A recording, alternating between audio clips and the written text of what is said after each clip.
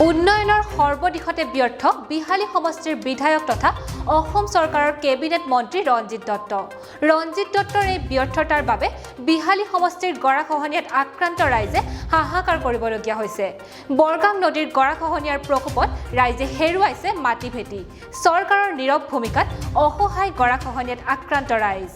সম্প্ৰতি ৰাজ্যত বানপানীৰ সংহাৰী ৰূপ। সমান্তৰালভাৱে দৰিদ্ৰ কৃষকৰ হাজাৰ হাজাৰ কৃষিভূমি খহনীয়াৰ কবলত পৰিছে। বানপানী আৰু খহনীয়া প্ৰতিৰোধত ব্যৰ্থ হৈছে শাসনাধিষ্ঠ বিজেপি চৰকাৰখন। কেবিনেট মন্ত্ৰী ৰঞ্জিত দত্তৰ গৃহ সমষ্টি বিহালী বিধানসভা সমষ্টিৰ বৰঝাৰণী টেঙাবাৰী অঞ্চলত বৰগাং নৈ অব্যাহত ৰাখিছে ব্যাপক গৰাখহনীয়া।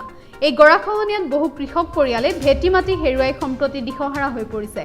কেবিনেট মন্ত্ৰী ৰঞ্জিত দত্ত আৰু বিভাগীয় বিজেপি দলৰ নেতাকৰ্মীৰ খহনীয়া প্ৰত্যক্ষ কৰি বুজ নোলোৱাত খৰ্গহস্ত ৰাইজ। তাৰ মাজতে বিশ্বনাথ জিলা আছুৰ এটা সজাতি দলে খহনীয়া অঞ্চল পৰিদৰ্শন কৰি পৰিস্থিতিৰ বুজ লয় আৰু শীঘ্ৰে খহনীয়াৰ প্ৰতিৰোধৰ দাবীও জনায়। জিঞ্জিয়া আঞ্চলিক ছাত্ৰ সন্থাই আমাৰ সদৌ বিশ্বনাথ জিলা ছাত্ৰ সন্থাৰ সভাপতি আৰু মোক এটা অৱগত কৰিছিল যে বিহালী বিধানসভা সমষ্টিৰ বৰঝাৰণী অন্তৰ্গত টেঙাবাৰীত এটা বৃহৎ অংশ বৰগাং নদীয়ে খহাই ফৰাৰ ফলত সেই মানুহৰ যথেষ্ট খেতি মাটি চাহ বাগান লগে লগে আমাৰ পথাৰ ইতিমধ্যে প্ৰায় 5 কিলোমিটাৰলৈকে যোৱা দিনবিলাকত খহাই নিছে।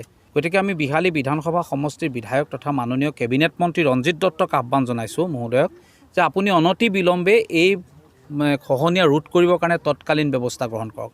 আৰু অসম চৰকাৰৰ যিগৰাকী জলসম্পদ মন্ত্ৰী মাননীয় কেশৱ মহন্ত ডাঙৰীয়াকো আমি আহ্বান জনাইছোঁ যে দিছপুৰত থাকি কথা ক'লে নহ'ব, এইয়ালৈ আহক, চাওক মানুহৰ কেনেকৈ কষ্টৰে কৰা খেতিডৰাও ইতিমধ্যে জাহ গৈছে, নদীত চাহ বাগান জাহ গৈছে, আৰু এনেকৈ থাকিলে এইবিলাক মানুহ এদিন ভিক্ষাৰী হ'বগৈ অসমৰ খিলঞ্জীয়া মানুহ। গতিকে আজি আমি সদৌ বিশ্বনাথ জিলা ছাত্ৰ সন্থাৰ তৰফৰ পৰা অসমৰ জলসম্পদ মন্ত্ৰী, অসমৰ মুখ্যমন্ত্ৰী, বিহালী বিধানসভা সমষ্টিৰ অভিভাৱক তথা মন্ত্ৰী আমাৰ ৰঞ্জিত দত্ত ডাঙৰীয়াক আমি আহ্বান জনাইছোঁ যে অনতি পলমে এই কামবোৰ কৰি পেলাই এই মানুহক ন্যায় দিব লাগে।